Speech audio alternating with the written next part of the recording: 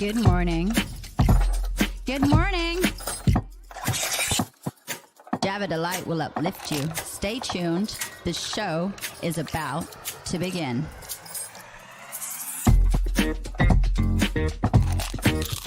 Grab your coffee. Stay tuned. This show is about to begin.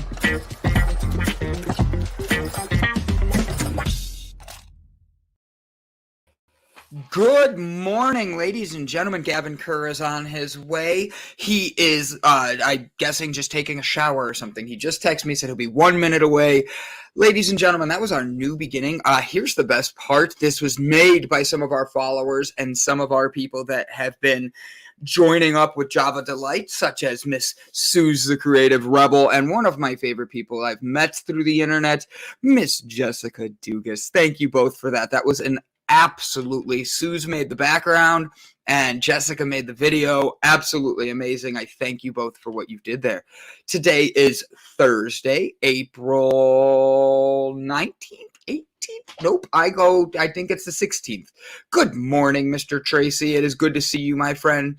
So today I wanted to start the morning off with something positive and give you guys numbers. People live and die off statistics. We say, oh, this many people are sick, that means this many people are this, or everybody's doing it and all this. But here's the thing, we don't take that time for ourselves. So while I wait for Gavin, my positive thing for today that I was going to pull up instead of an article is this. And I wanted to do some numbers with you guys. Ready? So did you know that reading 20 pages per day would equal 30 books a year? That's 20 pages a day. That's it. Did you know that saving just $10 a day is $3,650 a year? Running 1 mile a day is 365 miles a year. Even if you don't run it, walk 1 mile a day, because that 1 mile makes a big difference in just being outside. No phone, no nothing, just you being able to be outside with yourself. Becoming 1% better every day makes you 37 times better per year. So do yourself a favor and start with small habits, because the truth is small habits build into big ones. Starting your day, setting an alarm, getting out the door, getting that first step out the door and putting your best foot forwards is never easy. Trust me, I wake up. There's days that I'm just angry. There's days that I just want to hide from the world. And then there's days where I'm like, no, I'm meant to be doing more. And I think we all know that. So I was doing some math as well and walked 3 miles yesterday. Brian Tracy, I couldn't be more proud of you. Absolutely love it. Look at that. Ladies and gentlemen, give him a round of applause. We need to be encouraging one another more in this world. We need to be blessing one another more. And I don't mean out there going, whoo, and like stuff like that. No, I mean like be out there loving on one another in a way that shows it. When somebody says they walk 3 miles, don't just be like, oh, congrats. You know, I ran 7. No, don't compete. Be proud of them, because that 3 miles might be 3 miles more than they've ever been able to do, and they need that. That word of encouragement is essential. The other thing is, you all know I have my full sleeve tattoo of the Ninja Turtles, and the reason I did that is there's 7 days in a week, and if you take 4 of those days and you have those 4 days, one for each turtle, on a calendar, it means you've literally had a better week than a worse week. You've had one extra better day. Now, let's use the month of February. Just because there's 4 weeks in that month, 28 days makes it easy. If you did that, you have 4 weeks times 7 days. That's 28 days. And if 4 of those, in those 4 weeks, that's 16 days. Do you get what that means? That means you actually have more positive days than you do negative. That means you're starting your days. You're starting your week. That means in 1 week, that one extra day of being positive is one more day of moving towards that next step. One more day of building the best you. But the best part is after 1 month, you've outdone yourself by 1 day of seeing positivity. You've seen yourself be better one step at a time. So I truly am here to love on you guys, thank you guys, and tell you, hi, Mike, love you, buddy. Tell you how important it is to just notice it for yourself. Take that moment, that time to just take a moment aside, whether it's going for a walk, whether it's reading a book, whether it's saving $10 per day, by doing one thing each day, you're going to be bettering yourself that much more, 37 times your normal amount. And for me, I think that's a huge number. But when I look at what my mental health is, these 4 Ninja Turtles keep me moving in the right direction. These 4 things are a way of turning me. Gavin's internet is down. So I'm going to invite Gavin really quick on the text messages. That's pretty funny. But one day a week is literally all it takes to start something. And you know who starts that? Just yourself. Literally take a moment, turn around. Now, I'm going to throw something out there. Pick a number. First number I see, 1 to 125. All right, everybody? Let's see them. Oh, you want to see the Ninja Turtles? Hell yeah, buddy. I'm all about this. Unfortunately, I'm going to have to strip. And what's going to be fun is Gavin coming in right when I'm half naked. So, just so everybody enjoys, you have Leo. Whoop, wrong way. Leo over Tower City. You have Donnie as a guardian, because that's the city of Cleveland. We have guardians. You have Raph doing the LeBron with a Banksy tattoo above it. If you get tired, learn to rest, not quit. On the other side, you have Chef Mike RD, because we've all heard of Chef Boyardee. I don't know if you know it, but Chef Boyardee, as I should have had a t-shirt on to do that, is from Cleveland, Ohio. The best part is all of that is to cover up a tattoo of my ex-wife. My ex-wife and I had a tattoo. What's up, Michael? I love that you're here joining us today, buddy. But that all was to cover up my ex-wife is tattoo. Why? Because cover up the shittiest part of your life, put it back under the sewers, and let your childlike faith come out. Oh, Lord. The first thing I see is you naked. You're welcome. That's all I have to say. And Michael, you chose number 111. Here we go. So, starting today, we're going to start. I wanted to do something different. The Art of Peace is a book that is literally 125 pages long. All we're doing is reading one little, and this one's a sentence. Don't forget to sing. Oh, I won't. I don't forget that. To truly implement the Art of Peace, you must be able to sport freely in the manifest, hidden, and divine realms. So, Michael, that one is for you, my friend. It is to truly implement the Art of Peace. You must be able to sport freely in the manifest, hidden, and divine realms. And the reason I read that out loud like that is because finding peace is essential, because it's not peace in the world. World peace does not start with the world. World peace starts with us, starts with yourself, starts with loving deep down inside you. Because if you can love yourself, guess what? And I'm going to say this and use my F word early today. Fuck everybody else, because nobody else fucking matters. They do, but they don't, because everybody else out there is literally just being their best they can be for themselves. Take that time to love yourself, and you're going to be able to do a lot more. Ladies and gentlemen, boys and girls, children of all ages, it is my honor to introduce the sexiest man on the show, Mr. Gavin Kerr. Hey. My favorite is Gavin texts me as I'm on air and goes, I suck at this. Not where your piece is concerned. Not where my piece is concerned. Ooh, I just read about the Art of Peace, Gavin. I let them shout out a number, and we read about it. And Michael Loftus yelled out 111. It was to truly implement the Art of Peace, you must be able to sport freely in the manifest, hidden, and divine realms. Pretty cool, pretty deep. I started the day. I'll go back really quick. And this was my article for the day. It was just about doing little things. It's nothing heavy. You ready? Boom. Yeah. Reading 20 pages per day equals 30 books a year. Did you know that? Did you know that saving I feel $10? like I have heard that, yeah. So what? Now you know it.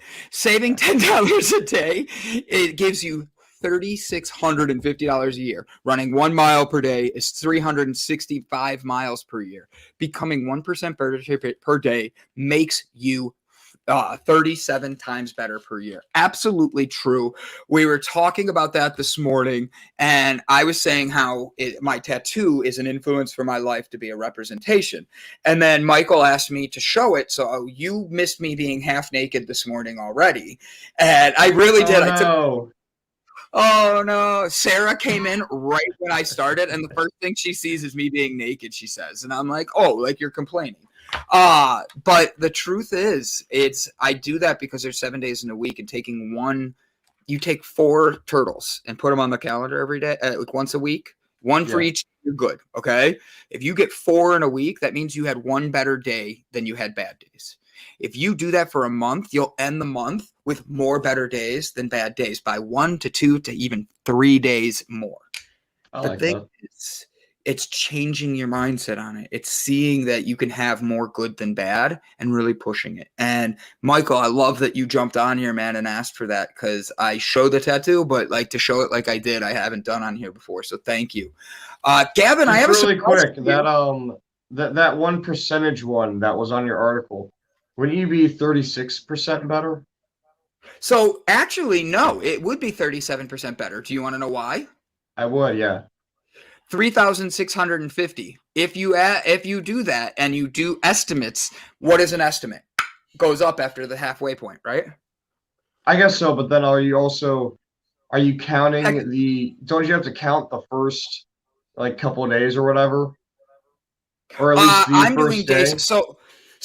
Well, yes, but becoming 1% better per day is what's making you better. So that's exactly. So that first day wouldn't then count, because that would be the control category of the experiment. You know what, though? Comparing the other. So it's 36.5%. I'm gonna knock you out. Well, I mean, if we're rounding, then we're rounding down, so it's just 36. No, it's 36.5. Now, you know what? Jessica Dugas, I saw you just pop in. Ladies and gentlemen, Gavin has no idea what I'm about to show him. I am going to switch the banner to this and do this.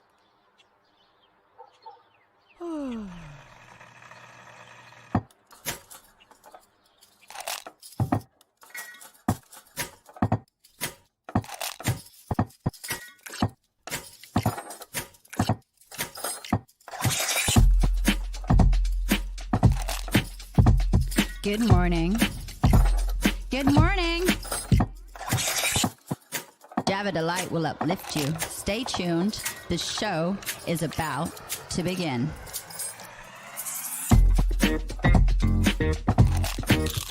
Grab your coffee. Stay tuned. This show is about to begin.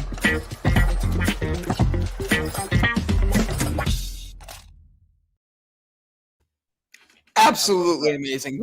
Isn't that great? Wonderful? Yeah. Suze did the music. I thought it was going to do the bigger screen. That's why I switched it. But Suze did the music, and Jessica Dugas put the video together. I am ecstatic with how much phenomenal. This. I don't know who that one guy was at the end, but he looked like he was an amazing speaker. He did. He looked like he should be standing there, like just powerful, like speaking out. I agree. Buddy. So talk to me. Let's catch up really quick, and then I'll dive into your article. How has your night been? Obviously late. Like, geez Louise, did you sleep? Like, how tired were you? Pretty tired. Crystal and I, we only get like 1 or 2 days to really spend time with each other. So when we get those days, we spend time with each other, like from sunrise to sunset. So my day was really good yesterday after the show. Crystal went on a hike while I was doing the show.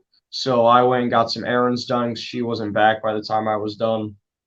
I ended up I got a huge box in the mail, just a box. So I'm very happy about that, because that box was for my guitar to send it back into the insurance company. So that way. I'm like, you're really excited about an empty box, buddy. Yeah, I described it like that on purpose.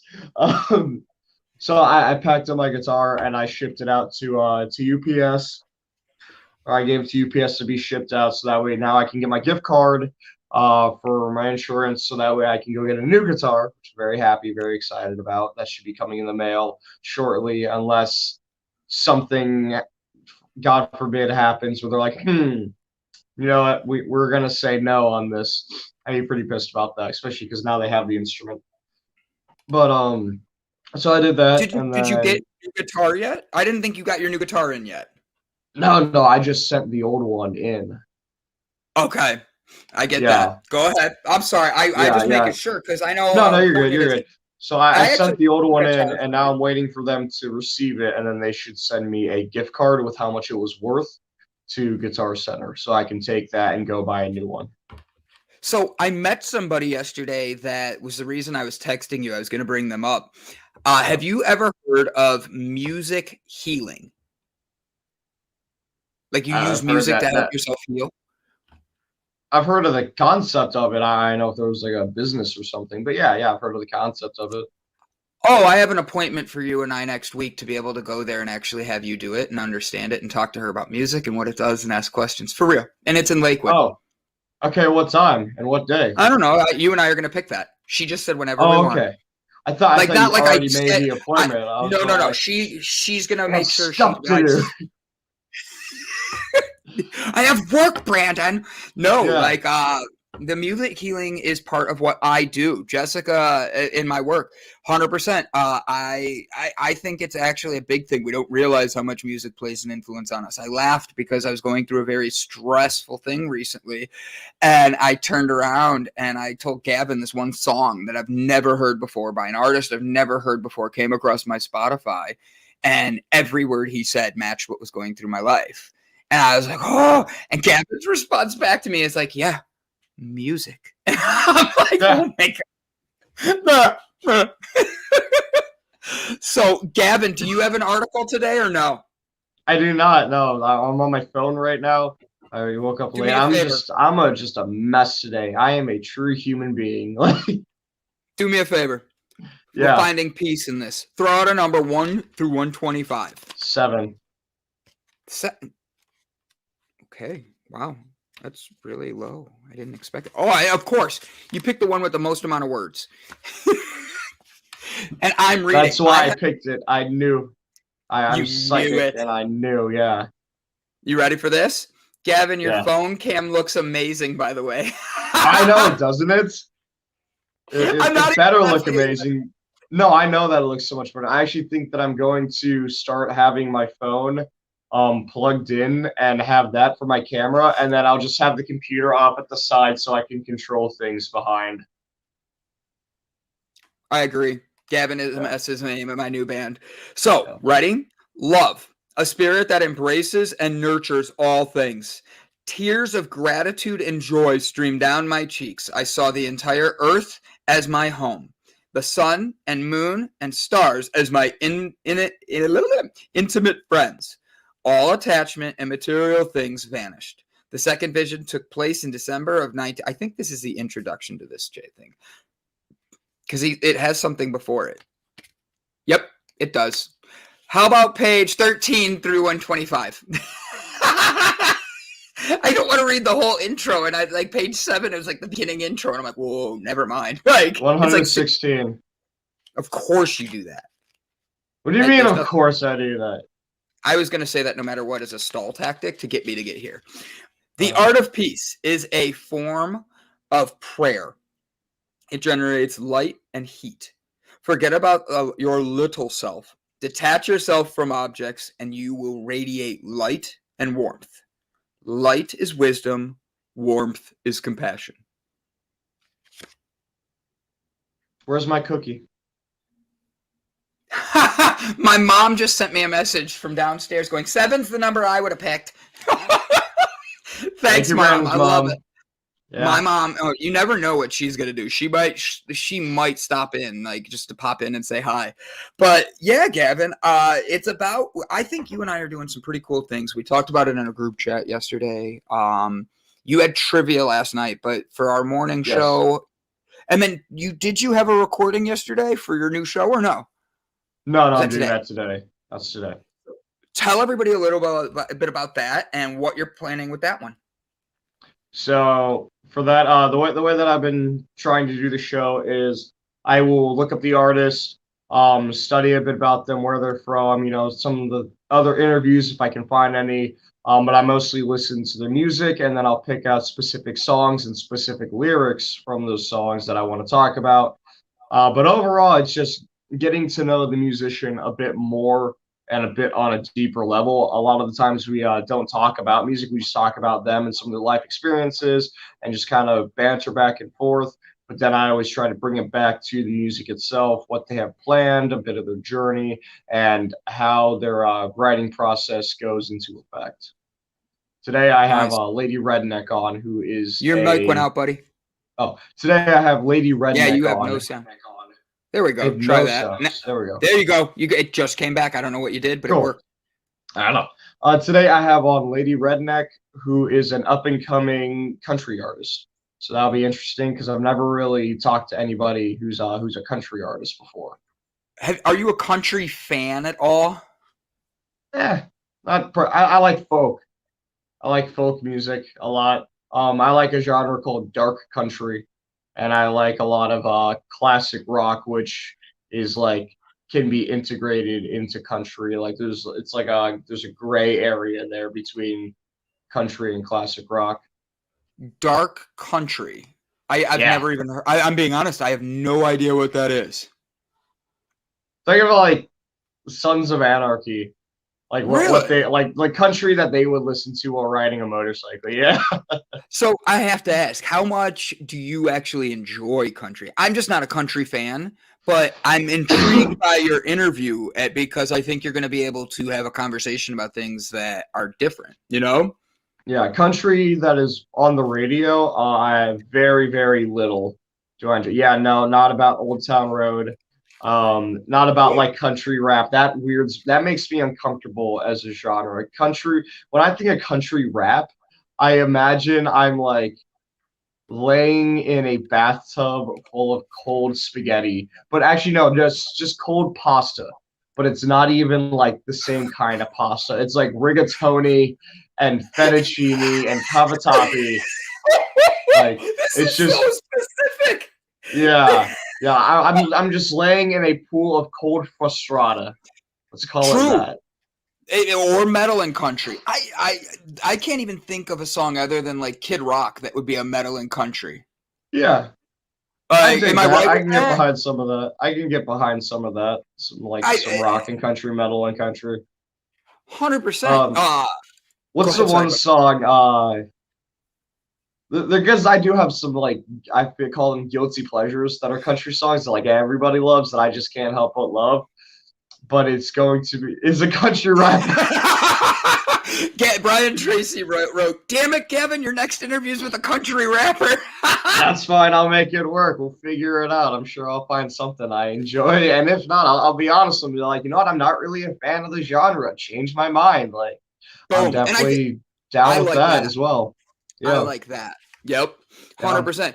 All right. So what has been your most exciting thing you've done in the last week that is just Gavin? Because you've been doing a lot of things this lately. You're getting the guitars. You and your girl are dating, but like you did some pretty big things this last week. You're getting ready to go into doing more shows. Things are opening up, and you're doing more side job stuff as well.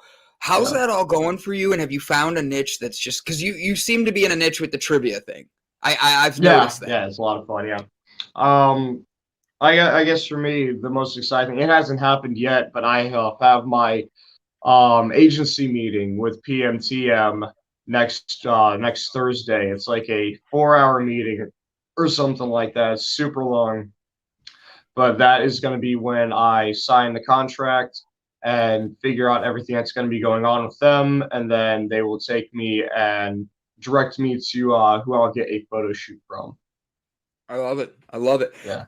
Guys, do me a favor. Throw in a comments who you would want to have Gavin interview as an artist, whether like music artist and stuff like that. I asked for Gary Clark Jr., which I guarantee we're not going to get for at least a little bit, but I'm putting that out there, Gavin. And the day you interview him, I get to just sit in the backstage because he's one of my favorite musicians ever. Like, do you know who he is or no? The name is familiar, and I'm sure I know his work, but I can't think of the artist himself. I do that a lot. There's a lot of artists where like I know their work, I'm a fan of their work, but if you tell me their name, I'm like, oh.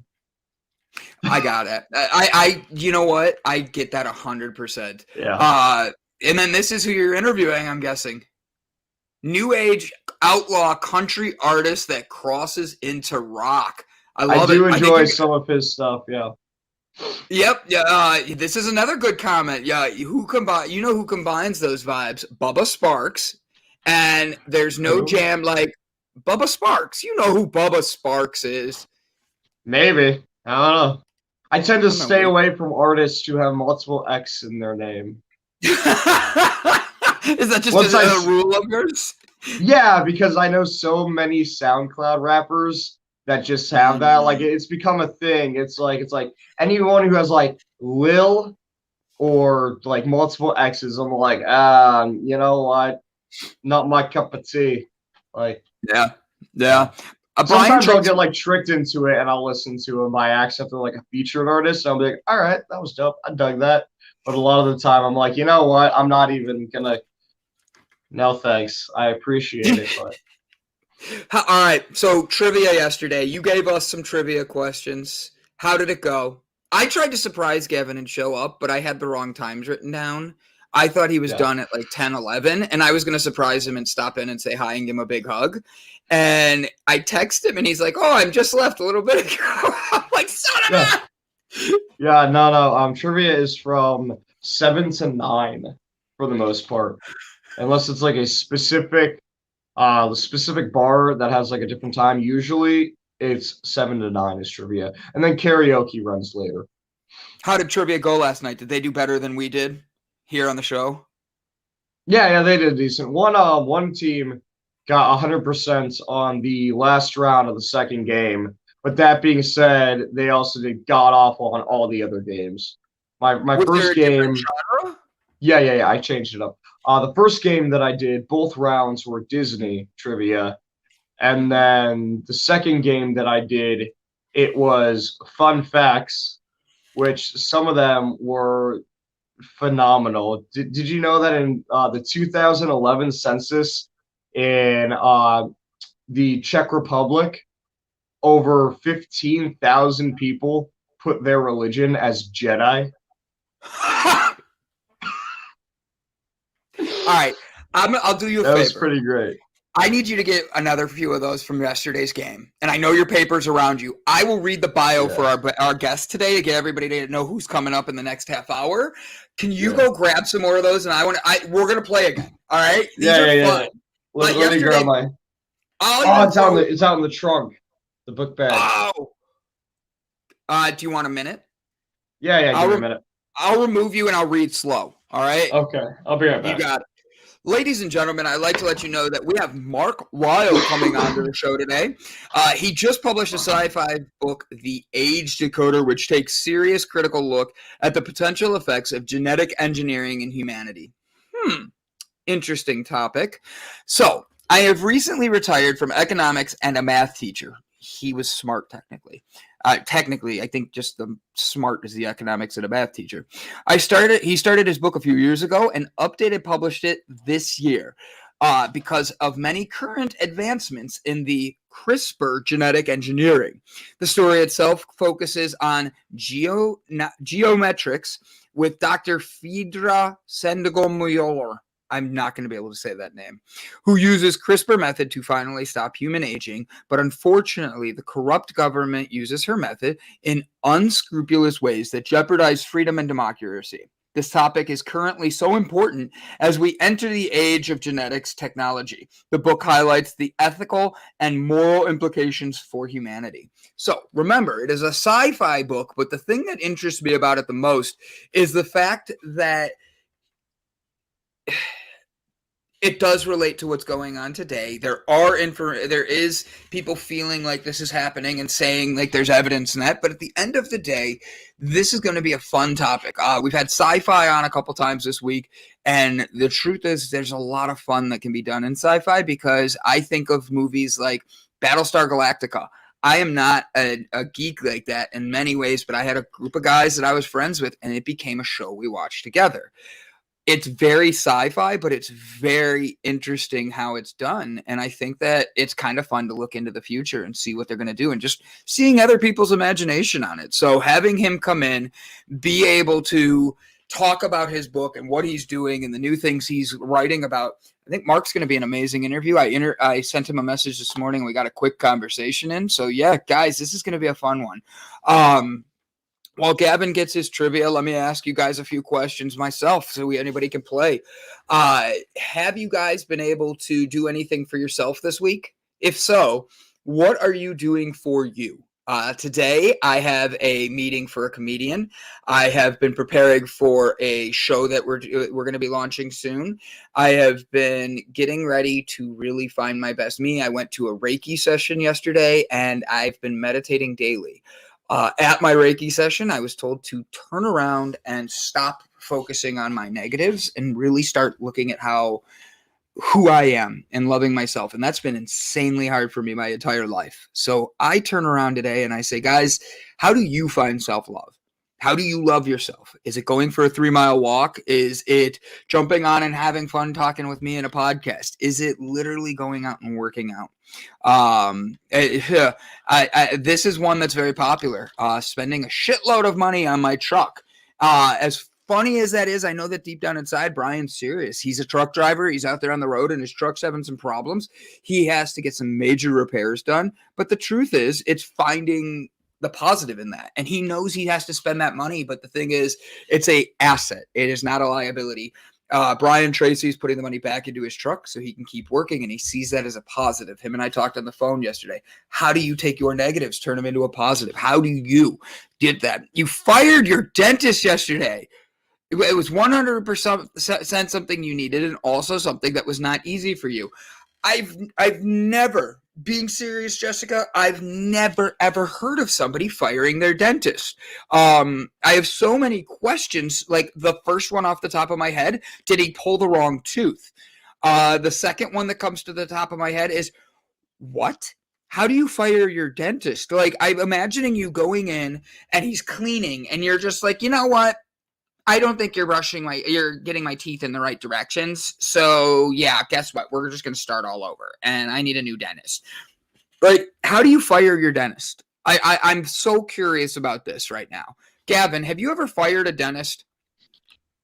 I guess I just stopped going. Just stopped making appointments to him and went to a different one instead.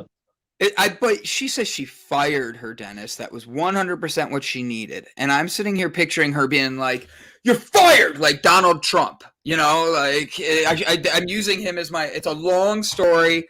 I walked out and not walking back in. I'm not laughing, but that is really funny. I've never heard that.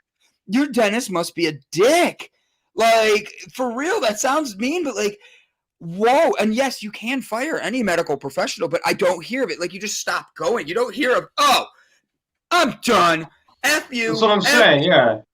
Like, half baking that shit. F you, F you, F you. I'm out. Like, is that how you fire your dentist? Huh. Interesting. Right. I never really had a primary dentist, like in my head anyway. I had them that like my mother found me to go to and that she was going to, but I never had like a relationship with any of them. I had a doctor when I was younger in the little town that I lived in, and I got kind of close with him because he was the only doctor in town.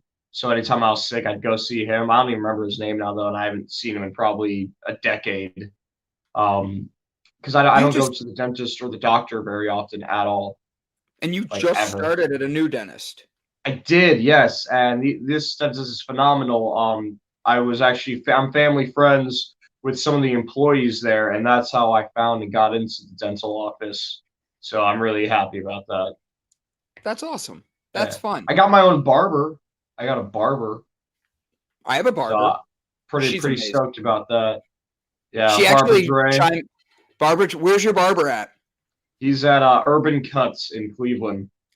I Well, am at yeah. the barber shop in North Olmsted, and she is one of the nicest people, Leah, and she comes in and says hi every now and then. Nice. But yeah, you know. Yeah. Jessica Dugas is explaining her side, and then we'll play a game. Gavin, you ready? Yes. I say fire because it's a mindset thing. We are too quick to frame it in a way that excuses their poor behavior. Some people should not be in the line of works that they are. I agree. I actually Yeah. agree. I think that is a very professional way of saying that.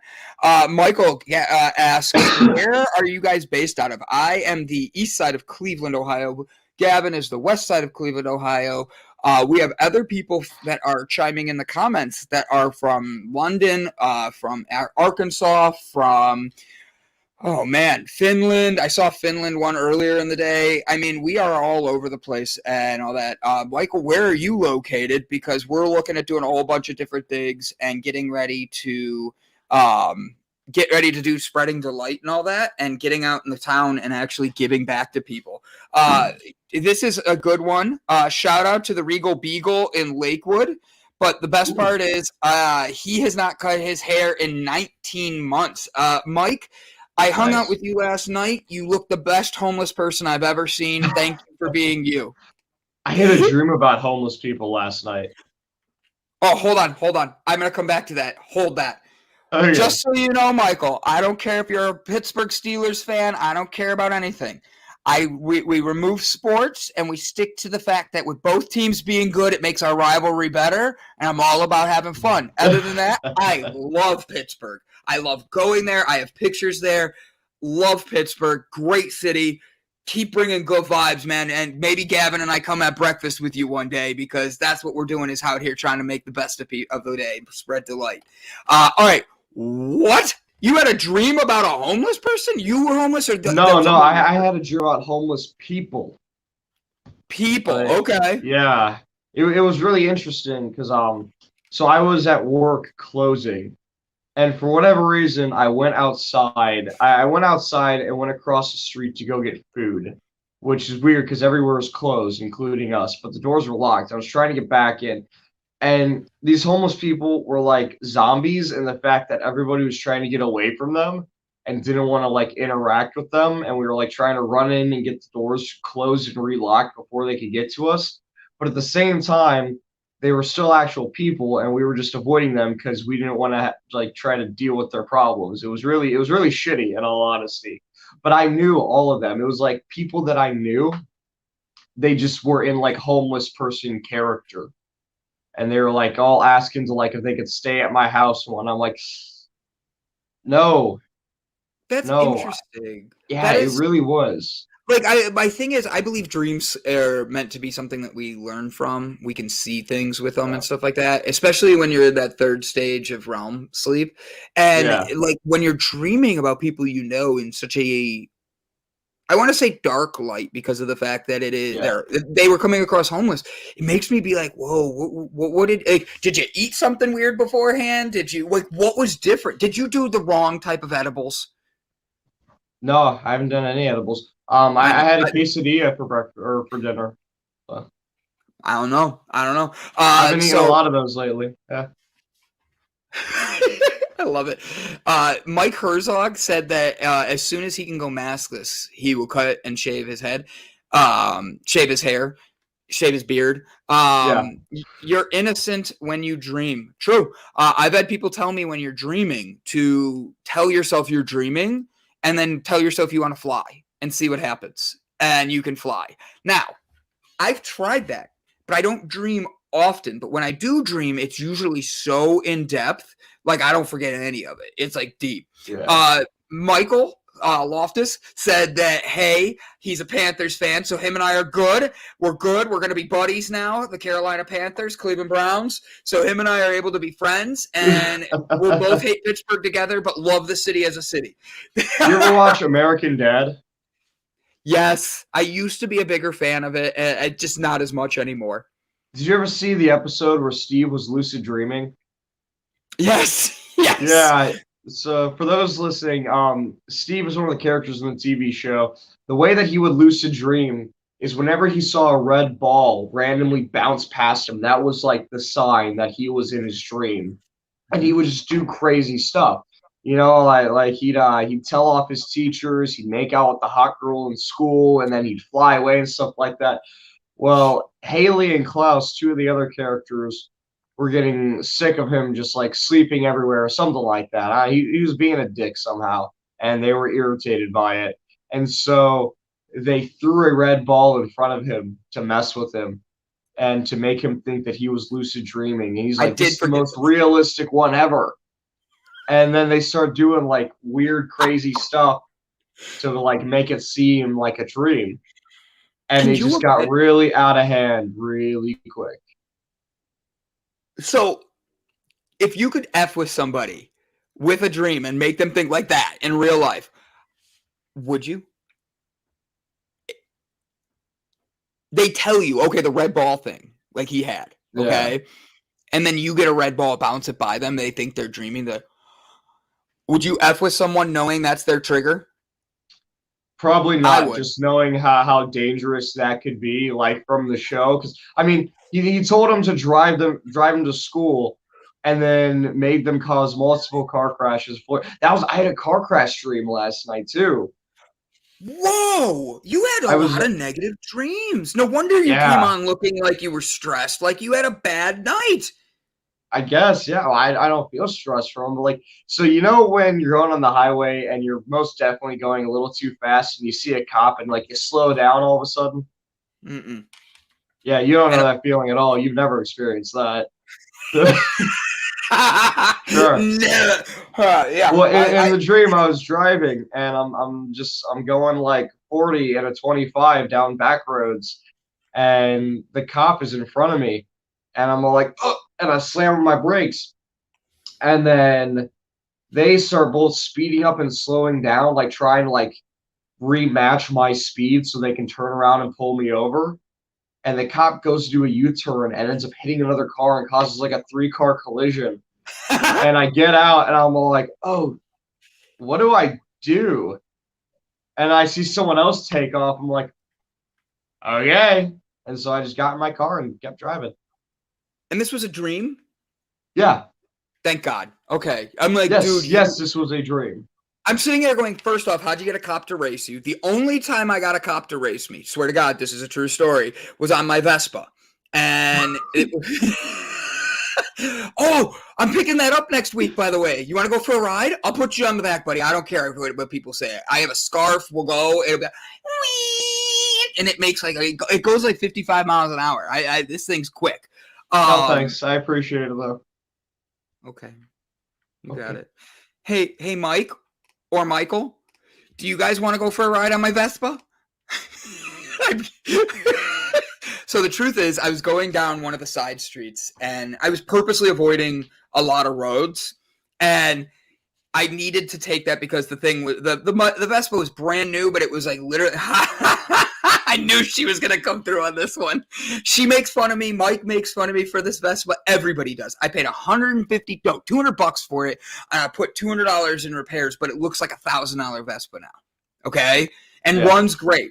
But when you're driving down a road that you're only allowed to do like 35 on, and I'm doing like 50 in a Vespa, the police pulled up next to me at a red light, goes, you know you're speeding and your tags are 7 years expired.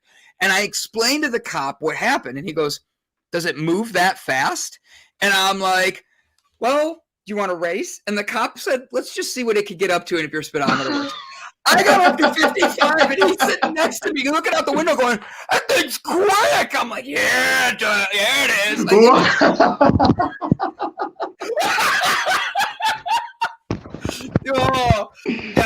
Let's roll. Securing our masculinity, Mike and I'm gonna drive my Vespa to Pittsburgh, just to take Michael on a ride. Like, we're gonna get one of those Polish boys, one of the sandwiches with the French fries right in there in Pittsburgh. There's a classic. Doing it. You and I, Michael, we're best friends now. Just so you know, there are pictures of me on the internet with Mike Herzog on his motorcycle, and I'm in the back and he's in the front. And he and I are just cruising, and it's getting ready to go, and I have my scarf on in the wind for real, and I'm like this in the wind and just having fun with him. So like I'm very comfortable in my masculinity. If you don't like, I can't Vespas, remember who it was, but one of my friend's parents showed me a picture of like a whole bunch, like his group of guy friends. They all got hammered one night, and they all wanted to see how. And one of the wives suggested that they were all naked while they did this, and they wanted to see how many people they could fit on the back of a Harley. And so there's this huge Harley with like 7 butt ass naked guys just back to back on. I like how Jessica Dugas chimes in too. Just so you know, there are pictures. Like I posted the pictures. I'm okay with this. All right, would you do a motorcycle? Yeah, no, absolutely. Brian Tracy is a motorcycle guru. Okay, like for real. He has one. He just fixed it up and sold it. He's been sending me pictures of it. I love it. Here's the thing about it is I love my Vespa because it is different. It stands out, but it's not like it stands out in a bad way. And the truth is, it's not uncommon in other parts of the world. Now, I would drive a motorcycle. I would personally like want a Harley, but right now I'm just not in the mood for a Harley. I like my Vespa. It gets me around town. I get to go pick up people in other parts of the world. Like imagine if I could drive that thing around the country. I'd probably lose my mind because I can't go over 55. And I couldn't get on any highways. I get to like Nebraska. Could you picture me? I got a backpack on my back.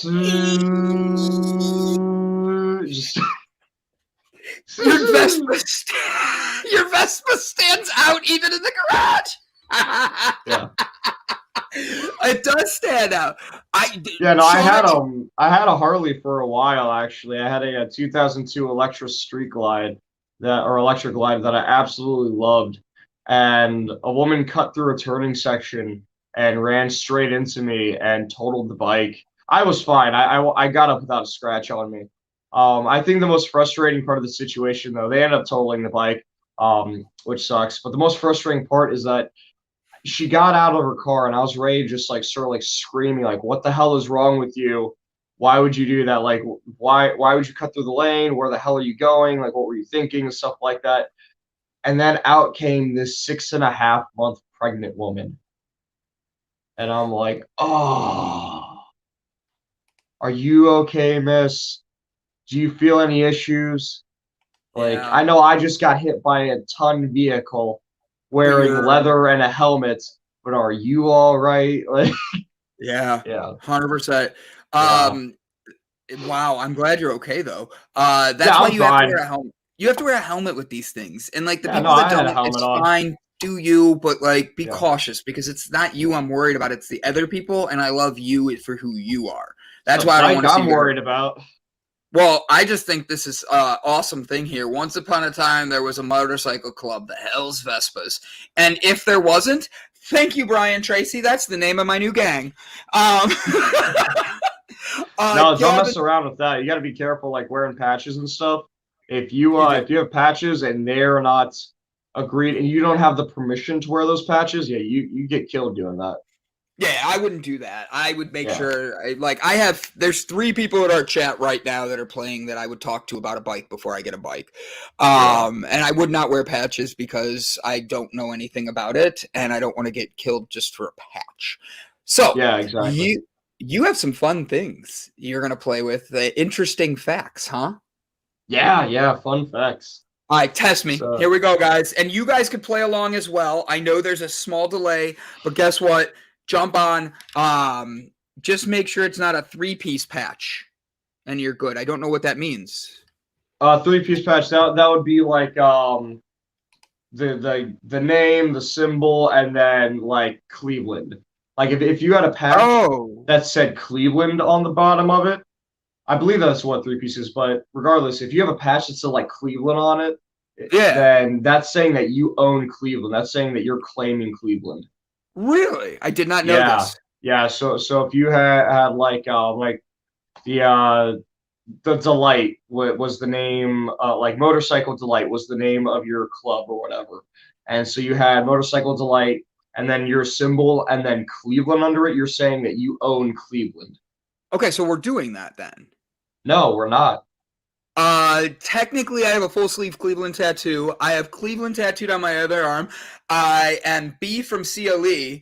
I believe I own Cleveland now. Okay, well, you can take that up with whatever gang actually owns Cleveland then. Aren't you a part of my gang? The Hell's Vespas? No, I'm not. I ride by myself. I ride solo. This is a great comment. Yeah. Only on Java Delight can we learn how to make a bike gang while having our morning coffee.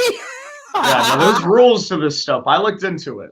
Like, all right, if I get a bike, Brian Tracy already said he's going to teach me to ride, and we're going to ride together before the summer's out, for real. So are you wanting to ride with us? Because I haven't rode in years. Would you ride with us and learn how to ride with me? I already know how to ride. Bite me, answer the right question. Yeah, I would love to get a new bike. Do you do bicycles too, by the way? I got to get a new bicycle. My little brother screwed mine up. But yeah, for all of high school, I did nothing but ride a bike. I rode it to work. I rode to school. Rode to the metro parks. I rode to get around. Like, I didn't have my license until I was 18. I got you. Your driver's license or your motorcycle license? Or both? My driver's license. I got my motorcycle license when I was, I want to say 20. Okay, I got mine at 18. Yeah. I got mine at 18, and I had to sell it to go to college at 19, and I haven't rode since then, and I'm 38 next week. Yeah. Not this Sunday. You know what they say about riding a bike, Yeah, once you fall, you get back up. You never forget. Get a big unicorn for the centerpiece. Java Delight as a top rocker. Worldwide as the bottom rocker. And then you own the world. I think that's great. Sarah says Vespas don't count as bikes. Sorry. Wrong. Next thing I see here is, I love this. Shauna Jones and I, we're starting it. We are the first 2 founding members of the Hell's Vespa. I'll have to find, or I got to talk to my insurance agent and see what my insurance would be. Because that's the reason why I haven't gotten a new bike.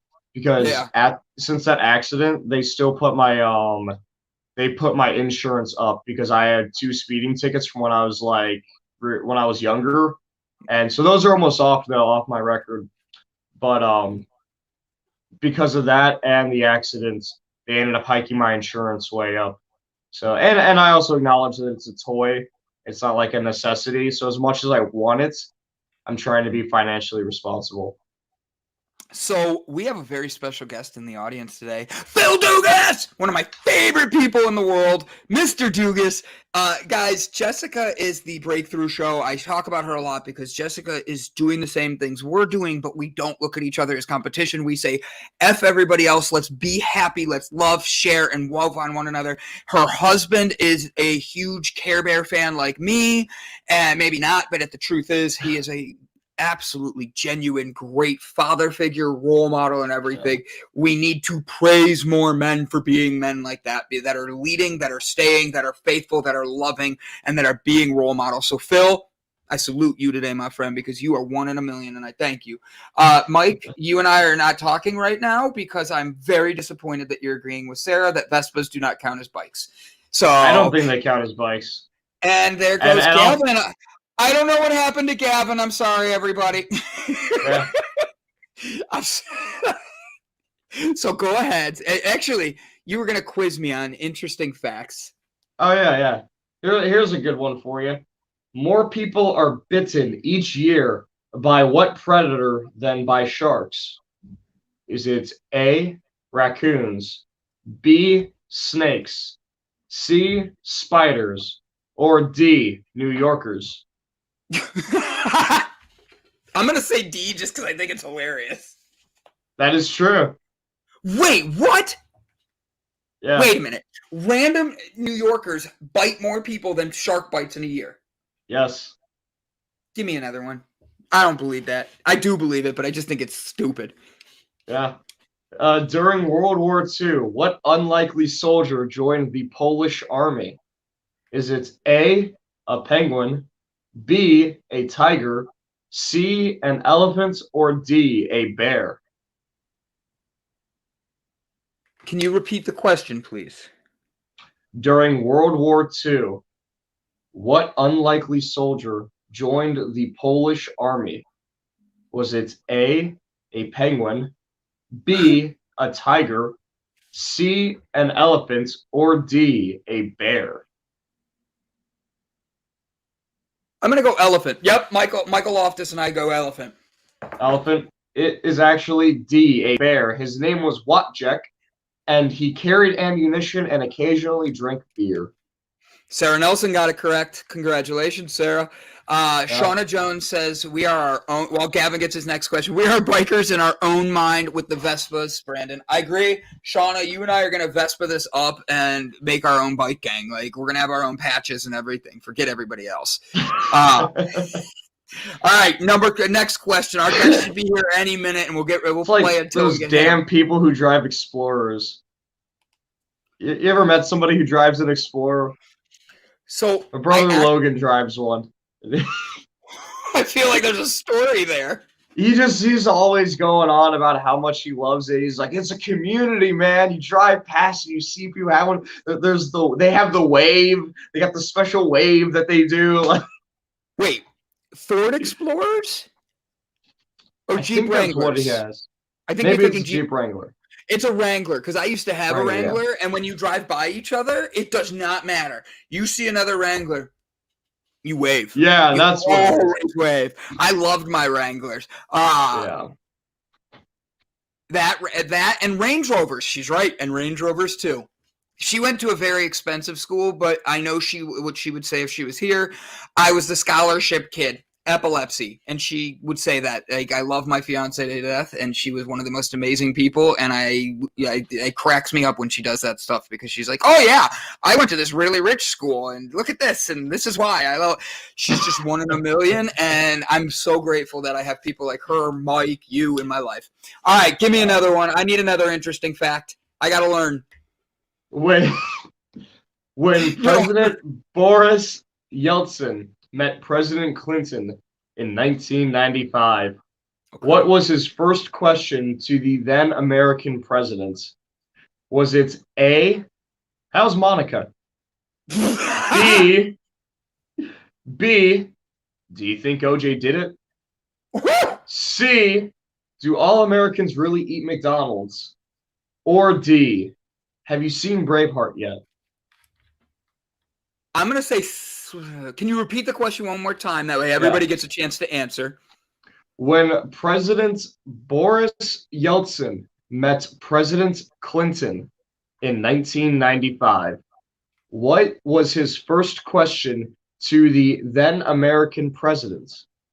Was it A, how's Monica? B, do you think OJ did it? C, do all Americans really eat McDonald's? Or D, have you seen Braveheart yet? I'm actually with Michael again on this one. I go C. You go C? Yeah. The answer is B. Do you think OJ did it? Nuh-uh. That was like the first one and the third one. A and C were the two I was like, okay, I could see that. But the middle one, the B, I did not think was a possibility. Well, you got to think like that was the hot topic around the world at the time was the O.J. Simpson case. Like that's what everybody was talking about. Well, yes, I agree with you. These are two very high political people in their first time meeting. But they're still people. Touche. Yeah, you and I agree. Yeah. All right, give me another one, and our guest should be here any minute. All right, let's see. Which one of these? Give me a tough one. Give me a tough one. I'm ready. This one's kind of frustrating, actually. Movie popcorn costs more per ounce than what famously expensive food? Is it A, caviar, B, lobster, C, filet mignon, or D, avocado toast? All right, read it one more time. I'm trying to figure this one out. All right, so what? So Say it. movie popcorn Yeah. cost more per ounce than what famously expensive food? Is it A, caviar, B, lobster, C, filet mignon, or D, avocado toast? I'm stuck here because these are the two that I was stuck with, A and D. But here's the thing. Michael, you're right. I've trusted your gut twice. We're bombing trivia together, buddy. That's why I always have to have a team. But I'm actually going to go with Sarah on this one, and I'm actually going avocado toast. D. The answer is C, filet mignon. Really? Yeah. Isn't that irritating though? That popcorn at the movie theater costs more per ounce than filet mignon. Yeah. Like, I didn't think that at all. I did not think that at all. It's so expensive. Gavin, I love that you've been doing this trivia. This is a great thing. You've been having some fun with it. I've been having a blast. Yeah, and we play it here, and people are loving it, so I'm glad it works out well. I have some good news, buddy. In the background, we have a special guest. He does. He looks ready. Do you know anything about the guest, or should I read it really quick? You should read it. I know nothing. Okay, I got you. The more that I study, the more I realize how little I know. He published a sci-fi book, Age-Decoded, which takes a serious critical look at the potential effects of genetic engineering on humanity. Boop, boop, boop. Think about what today is.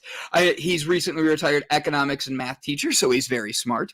He started his book a few years ago and updated and published it this year because of the many current advancements in CRISPR, C-R-I-S-P-R, genetic engineering. The story of his book focuses on geometric. Dr. Frieda, and I'm going to mess up the last name, so I'm going to skip it, and you can correct me when we get on here, Mark, who uses CRISPR methods to finally stop human aging stop human aging. But unfortunately, the corrupt government uses her method in unscrupulous ways that jeopardize the freedom of democracy. The topic is currently so important, and we enter the age of genetic technology. The book highlights the ethical and moral implications of humanity today. Ladies and gentlemen, it is an honor to introduce Dr. Mark Ryall.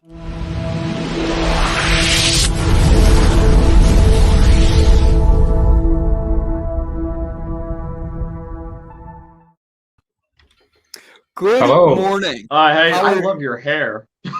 I warned you about my hair. I remember I said we can't get haircuts up here, and I haven't had one in about a year. I used to have very short hair. It looks fabulous. I love it. I have been blessed with this because I've been bald since I was 16, so this is just no change for me. So, Dr. Mark, this is going to be great. You wrote the sci-fi book. Tell us a little bit about the book, and then honestly, I have questions about like all of these things. There's some words in there that I want to make sure I know, which I'm sure our audience is going to be curious about as well. And that way I'm not just thinking like you're talking about what's happening with them microchipping us or anything. So tell me a little bit about your book and why you wrote a sci-fi book, like after being an economics and math teacher. Yeah. Well, I started about 10 years ago, if you can believe it. And I tried to get it published. Now, I'm a first-time author and certainly not an English teacher or anybody you'd expect to write a book. But I thought this topic was just showing up on the radar screen about 10 years ago. And people were just starting to hear about CRISPR. CRISPR, what's that? It's like a pair of garden shears or something. What is that? No, it's something to do with genetic engineering. And so I wrote the book and I tried to get it published, and I did the typical thing where you send it out to all the New York publishers and whatnot. And an endless stream of rejection letters, of course. It's very hard to, as you probably know, to publish a book, especially if you're a first-time author. And science fiction also is a very competitive category. So I wasn't really surprised. So I sort of put it aside and just continued with my teaching and my life. And then about a year and a half ago, when I just retired from teaching, and I was in the house, my wife and I, with COVID and all that, you know how it is being stuck in the house, and I'm becoming like a daily nuisance almost to my wife. She's very smart. She as a distraction technique, she said to me, "Why don't you dust off that novel you were working on?" And I'd almost forgotten about it. And luckily I found the flash drive that was on. I wasn't even sure if I saved it safely anywhere. I found it and I updated it. I spent about the last 6 months working hard to update it because a lot's happened since in the genetic engineering field. And then I just published it about 3 weeks ago, and it's self-published. So yeah. Good for you. That is awesome. About the self-publishing thing, I think that's great. Here is this is your book, correct? Yep. Perfect. I want to make sure I shared it. I will share this link for everybody on here. So I have a question, and I don't know what this is. What is CRISPR? I don't know what CRISPR engineering is, and I was really cool and really scary. Okay. Well, first of all, I'm going to tell you what it stands for, which is not going to help at all. Okay. Clustered, regularly interspaced, short palindromic repeats. See, that doesn't help, does it? The scientist in the late 1990s who created that acronym thought it would help clarify things for everybody, and I don't know if it really has, but now I got to be honest. I am not a scientist in this field. I don't study genetic engineering, so I think that actually has its benefits because I'm just interested in this. So with my book, I'm trying to explain what CRISPR is, just like any average person would want to know. And I consider myself an average person in that because I'm not a scientist in that field. Okay, my PhD is in education. So, okay, I'll be right back. I don't know if I completely answered your question, Brandon. So CRISPR. You scared Gavin with that. He's like, I can't handle all of this. There's too many. I'm getting CRISPR'd. He went and grabbed something for this. Okay. I'm excited. He never grabs props. I'm the prop guy. That's awesome. Yeah. Okay. So CRISPR. So basically, this right here is a double helix. Yep. So this is what our DNA is completely made of. So CRISPR, what it does is think of like an extraordinarily tiny little scalpel. That's not what it is, but just for sake of explanation. So these right here are the proteins that are in your DNA. And what CRISPR does is each one, you have different colors all throughout it, which are different parts of your DNA that determines things like blue eyes, curly hair, stuff like that. What CRISPR does is it allows you to take out one of those pieces and then put in a new piece, which completely changes the entire effect of the DNA. So that's what CRISPR does. Yeah, and I've actually been reading most recently. They can, if you hold that thing, Evan, you can now they can flip them too. So those two nucleotides, those bars at the end of those bars are nucleotides. They can now, you might have like a cytosine and a guanine. They can flip them. So it's a guanine cytosine, which actually could be really nice for solving something like cystic fibrosis. Yes. So Gavin just floored me with that, the way he explained that so simply. I was like, dang, he made that make sense to me. So there's four main parts of genetic coding. When you see it like written out, it'll be letters. It'll be I believe it's GCAT. That's correct. G and C go together, and then A and T go together. Exactly. Yeah. But it's interesting because you've got ATTA, GCCG. So that's four different possibilities for any one of those connectors. But there's 3 billion connectors in the human body. So if you do the math on that, that would be 4 to the exponent 3 billion, which is okay. In my book, there's just not enough space to fit that number, but I did the calculation for the one chromosome. We have 23 pairs of chromosomes, but for one chromosome, it would be 4. I picked the chromosome just because I think I love the number 13. And so It's a good number. for the 13th chromosome happens to have about 113 million of these possibilities. So there'd be 4 to the exponent 113 million, which I asked my daughter, she's a math student, math science student. She said, Dad, that's a pretty big number. It's something like, and she went to some website and figured out it's a number with 76 digits. And that's just one chromosome of the humans. So you can imagine why we're all unique, right? Yeah. Yeah. That is like, I feel like I could just sit here and let Gavin ask the questions and I'm learning. I love this. Like, this is fascinating to me.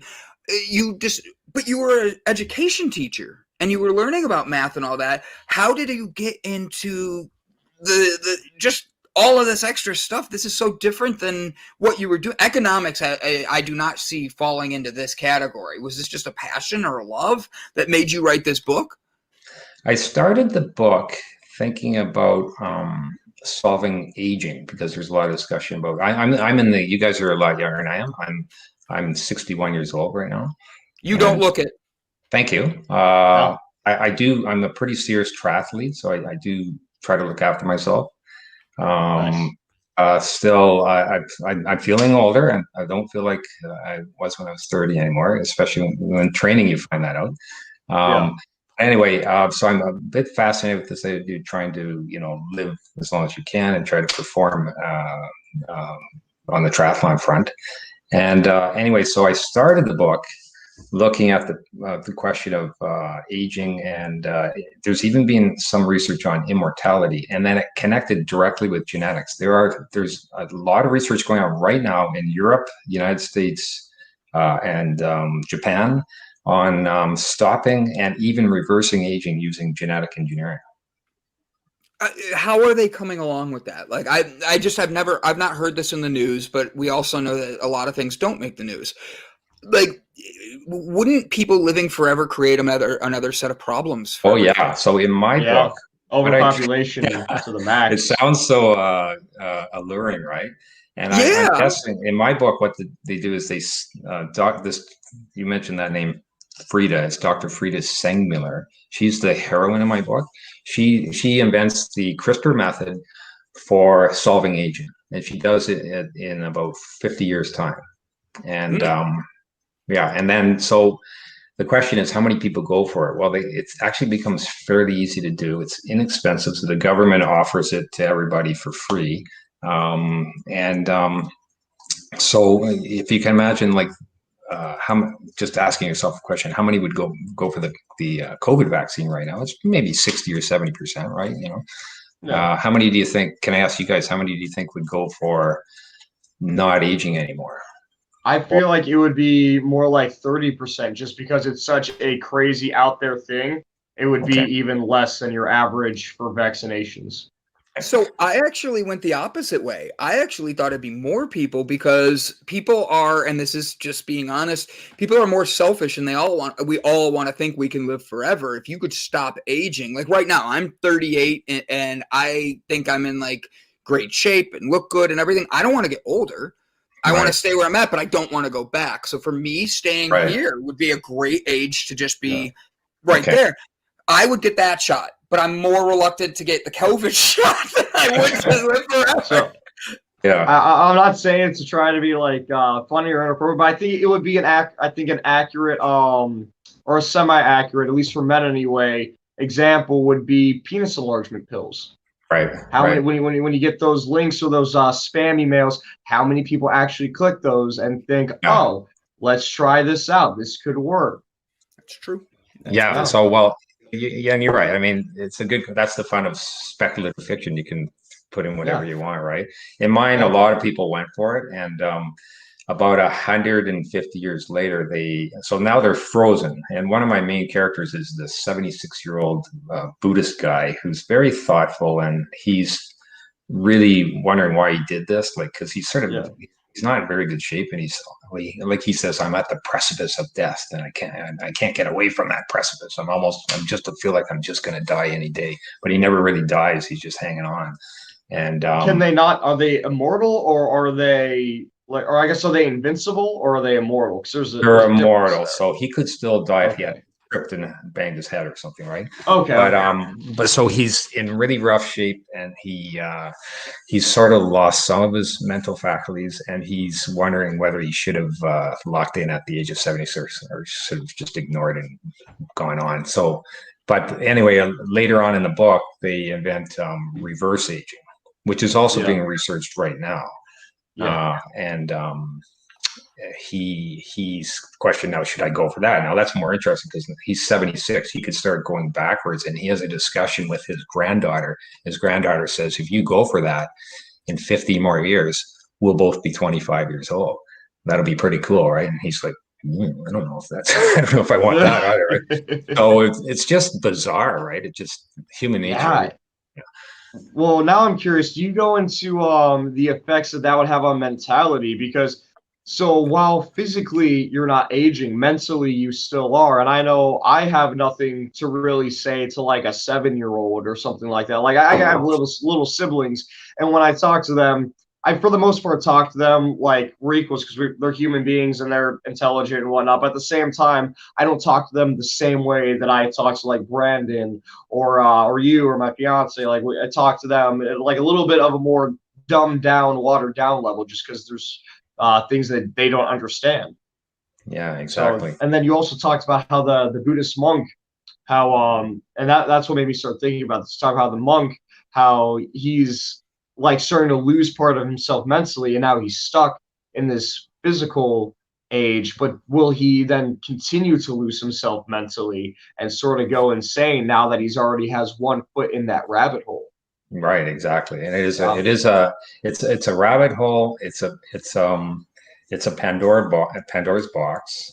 Yeah. And in my book, it's also a Trojan horse, if I could explain that. So what happens is, in order to bring about this immortality, which most people go for, there's an unscrupulous government that sort of oversees this for the world, because all the nations had to get together just to financially back this thing and make sure it works. So it's not like a world government, but it's called the Zone 1 Authority, and they implement this. It's called age-decoding when you do this. So anyway, the Trojan horse aspect is when they bring this in and have people come into the clinics to do it. It's only a 20-minute procedure. But they also do another little bit of genetic tampering on the way. Now, I don't want to give away too much about the book, but it has to do with people's propensity to dissent or criticize. Oh. So, yeah. So when you think about it, in the book, I put a physical thing, aging, physiological aging, genetic engineering, solving that or stopping that. But I've also put a mental thing in, and genetic engineering can potentially affect mental traits also. In fact, the lady who won the woman scientist who won the Nobel in 2020, just last year, Jennifer Doudna, did admit that her CRISPR technology can be used to affect mental traits too. See, and now that could be implied back into our question from earlier on how many people would go into this, because we have people who make crazy conspiracies now about the vaccines we have. Yes. Now we're talking about physically and mentally engineering and manipulating people's code. Right. Oh, I like that a lot. That's really interesting. I put that in about grain. Are you familiar with the term grain? Grain, no. Grain. It stands for it's basically the next step in human evolution, the ways that we would be able to evolve, which is genetics, robotics, AI, and nanotech. Okay, good. Yeah. That is the evolution of humans and our society. Well, all of them come into my novel.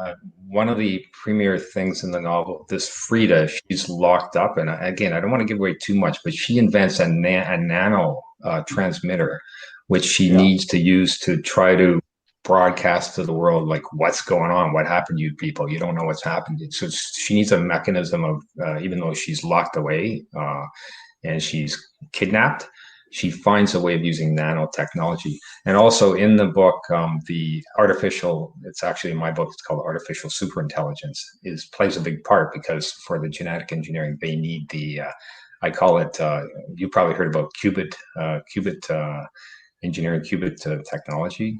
Yeah. It's sort of like going instead of having the bit, on off. It's like on off in another stage, which makes the computers much more powerful. Supercomputing. It's supercomputing. Well, in my book, they use dodecabit supercomputing, which is trillions and trillions and trillions and trillions times more powerful. So, what was great? What did it stand for exactly again? So GRAIN is it's genetics, robotics, AI, and then nanotech. Yeah, so I have everything there except for robotics, although I do have some fun bringing in some robotics because I'm trying to pitch, out there.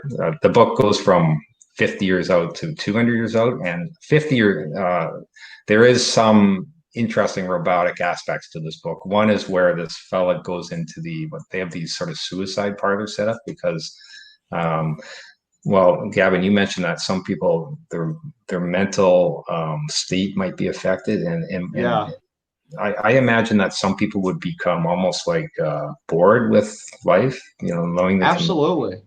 So I call it the immortality ennui, and he suffers from immortality ennui. He goes into one of these called specter societies where they make it very comforting for you to finally kill yourself and end your life and voluntarily. We actually have that now already. There are, I want to say it's in Hawaii. They have these special pods where you go in, you can watch your favorite movie or listen to music or whatever, and then it slowly pumps in gas and you just fall asleep. It's assisted suicide. Yeah, so they become pretty prominent in this type of environment. Yeah, I love that. That's awesome. And when you think about it too, there's a theory about heaven, what heaven actually is for those who are like religious and think about like a paradise after death. If you were to have anything and everything that you could ever want constantly at the snap of a finger, it would be a sandbox mode game essentially, which I'm sure most of us, if not all of us, have played at some point or another. You get bored after a while. And if you have that for eternity, then what's really the point of anything? That's part of the reason why I feel, and a lot of people feel like life has so much meaning is because it is limited. Exactly. If we had unlimited time to do anything, then what's the point of rushing? What's the point of really, really striving to do better? Because you can always just do it tomorrow. Yeah, that's really well said. I probably wouldn't have written this book if I knew I had hundreds of years to live. Like, what's the rush, right? Exactly. Yeah.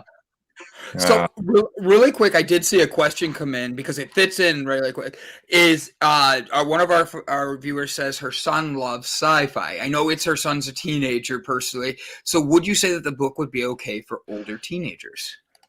Yeah, that's a very good question. So an older teenager, yes, I think they could handle it it's somewhat literary in the respect that it's not like lowbrow sci-fi. It's more it's written with some fairly large words and quotations and even some Latin phrases, although I explain what's in there. But I think if her son is, I taught a lot of high school kids, and I've talked to a lot of my former students who are reading this, and a lot of them are in the age range of 16, 17, 18. So yeah.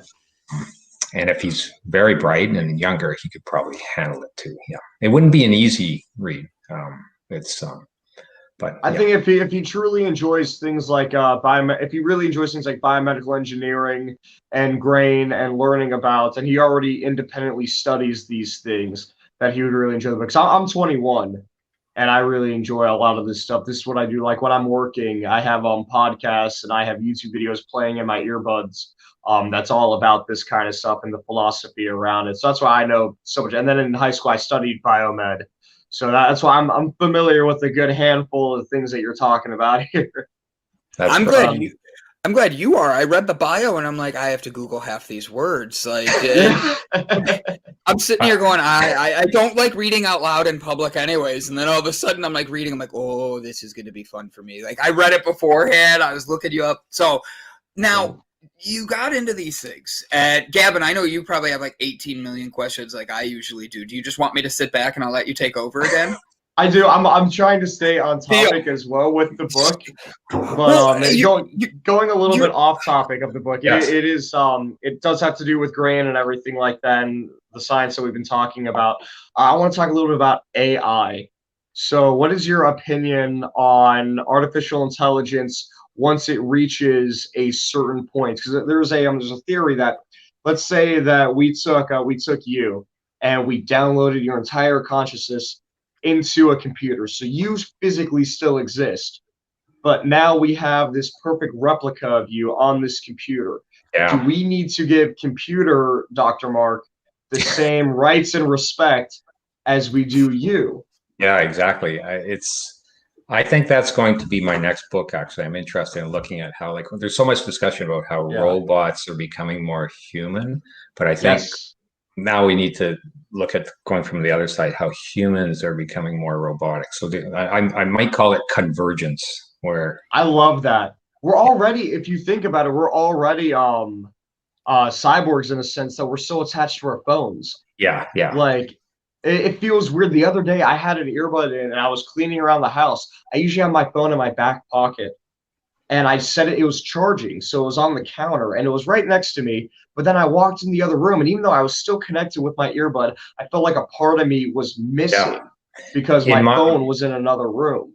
In Age-Decoded, in my book, I don't think we'll have like physical smartphones. They're going to be ingrained. So mine are called neuro-integrated transmitters. So they're somewhere ingrained in your neurology. They sort of work like a smartphone. You can activate switches, visualize things, pull up text, whatever. You can send messages.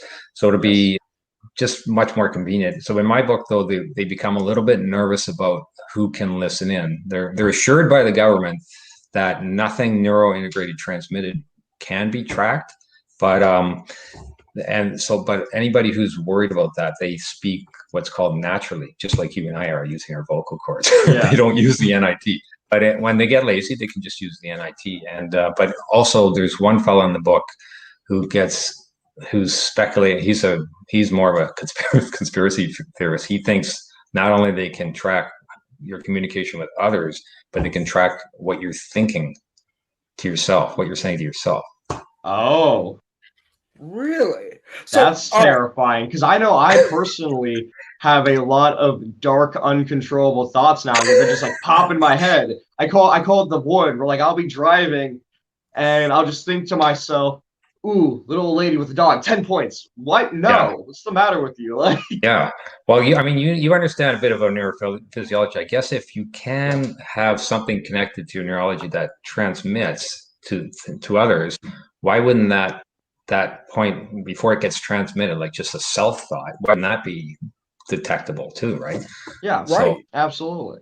Seems like a small step. Have you seen the Amazon show Upload? No. So it's exactly like what you're talking about. It's an interesting concept, and I use this because it's one season in, and it's phenomenally done because I'm pissed there's only one season, but like it focuses on this guy. He's young, he's dating this super wealthy girl, and he breaks up with her, and they get in a car accident when they're breaking up. And at the hospital, he has the choice. You choose death, or you choose to be uploaded into this computer. And then the decisions become like what you guys are talking about. And it's very interesting and well done because there's an actual human that is digitally brought in there, and they're helping them adapt to all the changes of being in a computer. And so I was like, I'm listening to you guys, and I'm like, that sounds like what they did with Upload. Yeah. And I like, this is new to me. If you want to talk about hemp and you want to talk about building other things, you want to build a nonprofit, I'm phenomenal at those things. But like, this is all new, and I'm learning. And like I said earlier, I know very little about sci-fi. So Gavin and you are having a great time, and I'm sitting here going, I'm writing notes like, oh wait, this is cool. Like I'm Googling things in the background looking like a dork. But yeah, we'll definitely study and look into it, because like it's very exciting, but it is also very scary, and we're witnessing it every day. Like the other day, Brandon and I had an article about clothing that now has screens integrated into it. So it's like for like what are they called? If there's like an accident, first responders, So Oh, yes. first responders will come, and on their sleeves they have like little computer screens that will have their GPS on there. It'll tell them their heart rate, their blood pressure, all of that stuff that's integrated into their body, and it's just right there on their sleeve with this special fabric that they've now created. Right. It's also fascinating, and just it was. I had so much fun writing the book. Actually, just trying to picture things. Like a lot of the book takes place in New Orleans and some in New York. So Okay. New York. Is there a reason why you picked those two cities? Not in particular. I mean, I thought if they're going to have a headquarters for this new authority, which involved all the nations of the world, it'd be a little bit like the UN. So they would maybe locate in New York. So that's where their headquarters is. But one of the key characters in there, her name is Zymana, and she's locked in at 25 years old, not growing any older. She lives in New Orleans, but her mother is the one who's being kidnapped. Her mother is Dr. Frieda Sengmeuller. So, and she thinks her mother committed suicide. It was a ruse. It was a staged. She didn't commit suicide. She was kidnapped by the authorities. So, and she never really believes that her mother killed herself. She just can't believe that, but she has no evidence. So, she's in New Orleans, and a couple of the other characters are there too. So actually, I learned a little bit about New Orleans while I was writing the book. That's amazing. One thing that keeps popping into my head when talking about all this is how parenting would be affected. Yeah, actually, if we were able to like read our baby's minds. Gavin, you hit the nail on the head, and I'm wondering. I was hoping I could put my glasses on and read one quotation from the book. Please, yeah. Yeah. So one of them is exactly on that topic, and this is Zymana, who I just mentioned. Now, you got a picture. She's lost her mother, and she herself is locked in at 25. And also in this society, you can't have children unless you sort of win a lottery or something, because they can't. They can't. Yeah, it makes sense. There's no reason to have children at that point. And also her father left her. So when she's, picture that. You lost your mother, your father, and you can't have children. All right. So this is Zymana. And because of this, she has a physical ailment. Like she's adjusting, she's living, she's working hard, but she also has a physical self-abuse ailment that is sort of her compensation mechanism, where she gnaws away on one of her hands. Like it's sort of like self-cutting, but you're actually chewing at it, and it's like how some people they'll like pick their eyebrows away and stuff like that. So this is Zymana. This is Zymana. When she does this, she goes down in the basement because there's a couple other people living in the house. She doesn't want. She's ashamed of it, so she goes down. Here I sit, gnawing pathetically a sliver of one generation, isolated, infertile, unable to relate or reach out. I'm stuck in one egotistical dimension, alone. What's it like to nurture a baby, to bring up a child, to see it walk and talk for the very first time? What's it like to listen to a son or daughter tell stories about school and friendships, and to grow old witnessing them mature into adults, companions, or even caregivers? What's it like to fully experience the cycle of life with loved ones?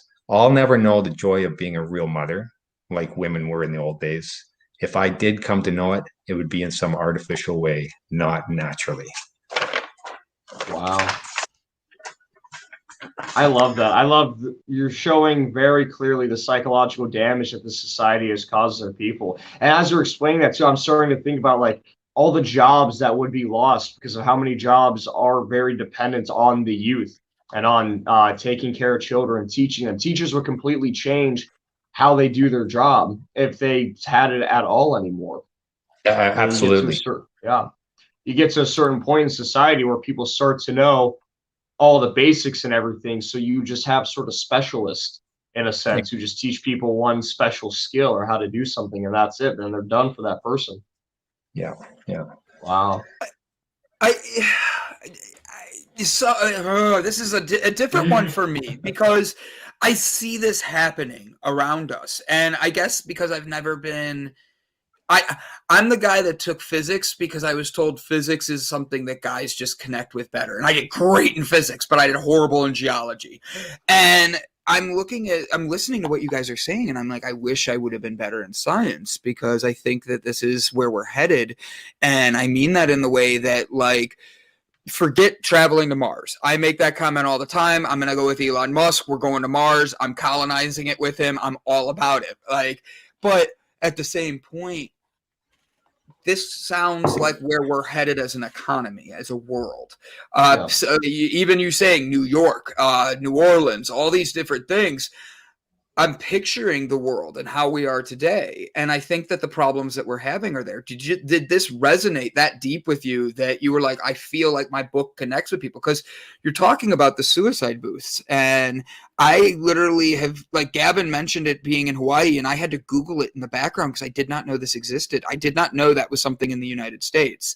And I don't know how I feel on that, for one. Being someone who has a mental illness, that how I could go there and go just want to be done with it and actually have that opportunity. But two, I think that this is where we are headed as an economy, with shots, with our controls, with I'm not being look at your book as kind of scary sci-fi, the way we're talking about it. I don't know if that's what you were going for, and I kind of want to read it. I want to read your book now because of the fact that I'm intrigued by this, because I have a feeling Gavin and I would get into a huge conversation about it. Oh, I can't wait. I'm going to get it for sure. I can't wait. I'll make you a trade, buddy, because we had that other author on. Are we there yet? I'm going to read this, and then we'll trade. Sound good? Okay, sounds good, yeah. And that way we can keep, and then we'll bring those into the book club for everybody that we're doing. I did notice one comment really quick. Anna Claire, it's good to see you here. Thank you for joining us. Yes, we interact with the chat, but we wanted to make sure we always give our guests 100% attention while we can. If you have any questions for Dr. Mark, please don't hesitate to ask him. But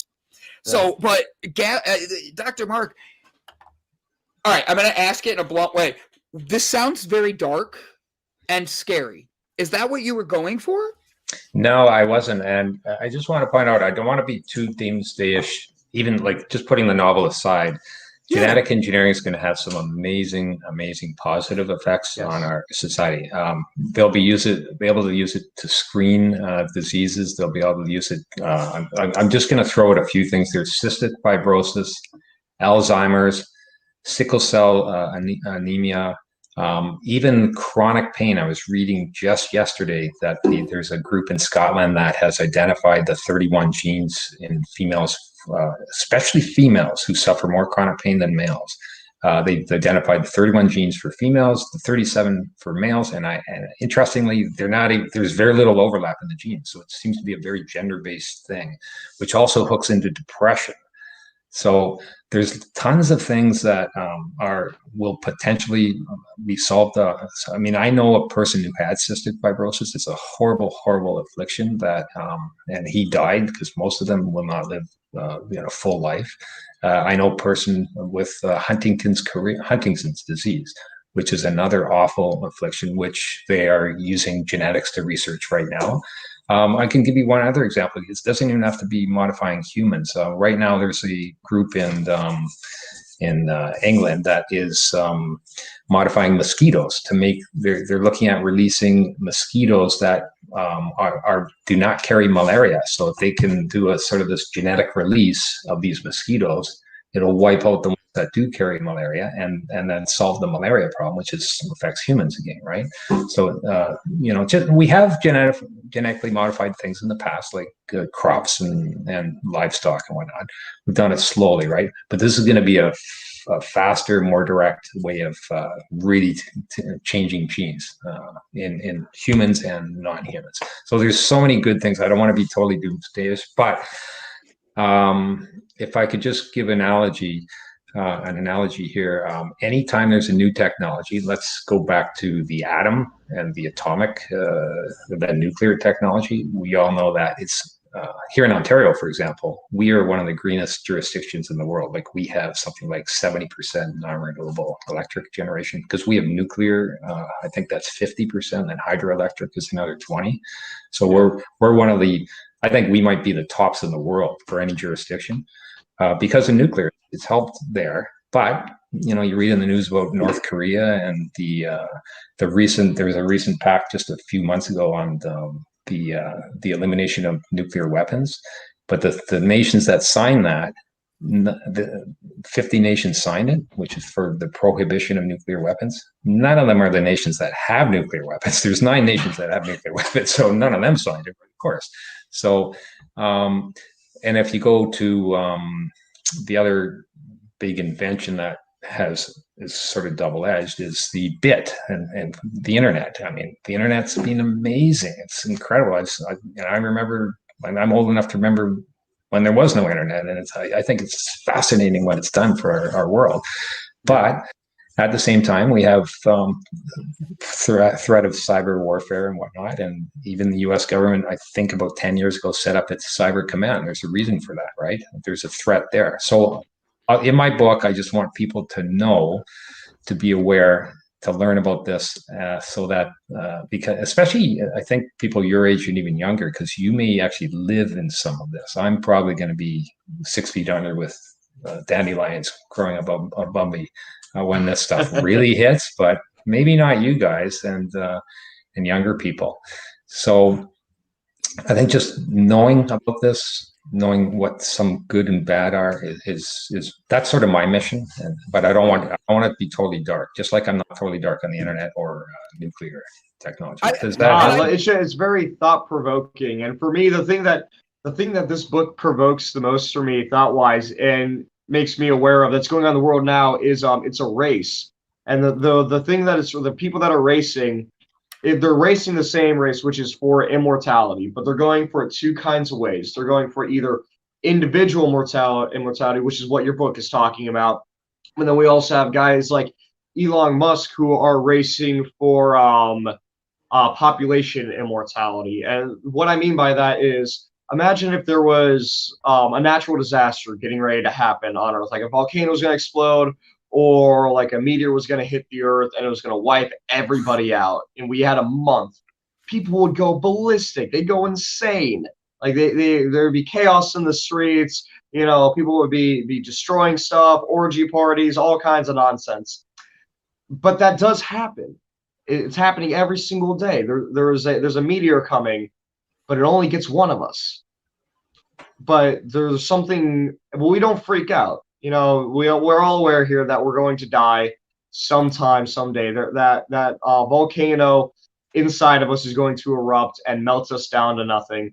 But we don't freak out because we're content somewhat to knowing that the world around us will go on and everything will be okay with them. And that's where you have guys like Elon Musk, where if we were to take a population and get it to another planet, another faraway place, then if Earth was destroyed, we would still live on there. Right, yeah. And so that way we live, we're immortal. The human race is immortal. For every planet that we go on, it makes us more and more difficult to completely wipe out.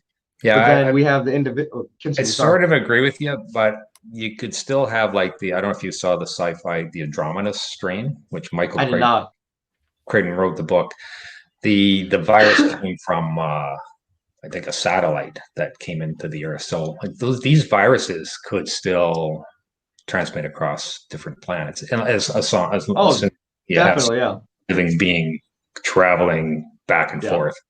So and I think it's a good point though, and the awareness of people because of something like COVID actually has I think it's changed the frame of mind of people somewhat. They respect biochemistry, and one little thing of virus, it's not even living apparently. It's just the biochemical. Yeah. Viruses don't live. They're dead essentially, and then they're kind of like an inanimate object in a sense. They're not a living thing. They just sort of react once they touch something that is living. Once they hit those cells, they react. They have turned it's like a bear trap. Yeah, and they've impacted everyone. They've turned our world upside down. But there is a concern there because, again, going back to genetic engineering, it wouldn't take. I hate to say this, but it would. I don't want to give anybody any bad ideas, but it would take some genetic engineering to create a COVID that's 100 times more deadly and 100 times more contagious. And Bill Gates has spoken out against this. Like that's his number one word. He says, I don't think it's nuclear. I think it's bioterrorism. So that's why, again, I think we need to watch this very carefully and know as much about it. And there are some people speaking out about. I'm certainly not the only one. There's a Canadian up here. Her name's Dr. Françoise Baylis. She just published a book, Harvard University Press, called Altered Inheritance. And she talks a lot about how we should try to control this technology, make sure it's safe and in safe hands and positive. How do we do that? Yeah, well, she talks a lot about that. I would direct you to her book. She goes right back to the Hippocratic Oath, which said, this is in like 300 BC. They said you should do no harm to your subjects, whether they're male or female or slave or human. Well, it doesn't matter. As long as they're human, never do harm to them. And then she comes forward to there's a Helsinki statement that was declaration that it was in the 1960s by some forward-thinking scientists who saw this coming. And even more recently, there is a summit in Washington about 5 years ago on genetic engineering. A lot of the brains came together there and said this has to be watched very carefully. And then what happened is that Chinese scientist about 2.5 years ago, He Jiankui, crossed the board. He crossed, I don't know if you heard about them, but he crossed the line. He genetically altered some embryos, and it's 2 or 3. It's actually it's questioned now. But the problem with that is it's a little like Jurassic Park. Now you've got it in the gene pool, and he wasn't exacting what he did. So now his changes to the gene, which was supposed to prevent HIV, actually, it had a good intention, but his changes, nobody will ever know the actual effect of it. It's in the gene pool now. It's in the human gene pool. So he was put in jail by the Chinese and fined.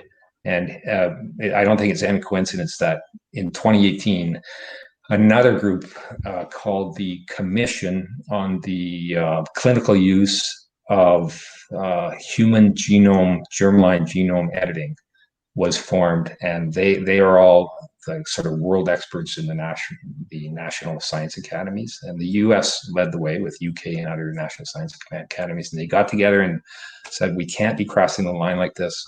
We need to control it.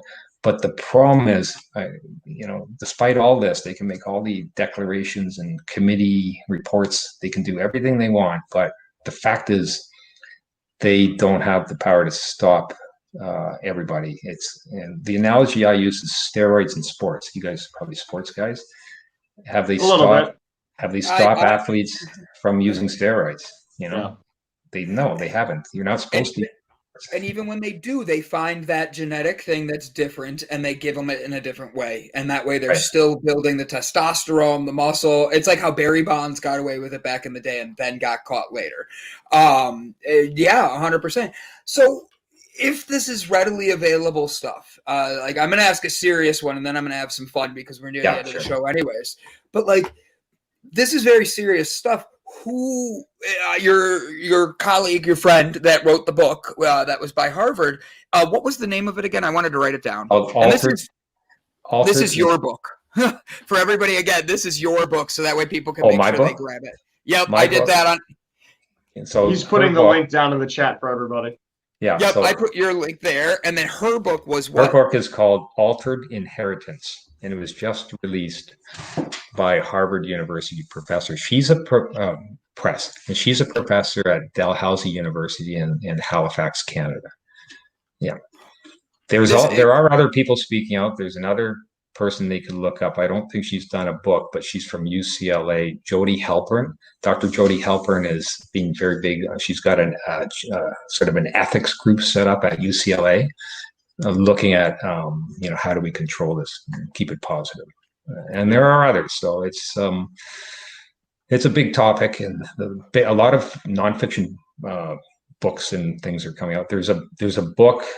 It's a nonfiction by Walter Isaacson that is a bestseller right now. It's one of the tops. It's called The Code Breaker, and it's on the creation of CRISPR technology. So that's Walter Isaacson's book. But I don't know about any science fiction books that are taking a hard look on this. So maybe. So who do you think should, and I'm asking because people have a problem with their governments right now. Just being honest, we don't need to go down those topics of that, but we know that there are contradicting views, both sides on this right now. My question would be, who gets the right to actually determine what's good and what's bad? Who gets the right for all those?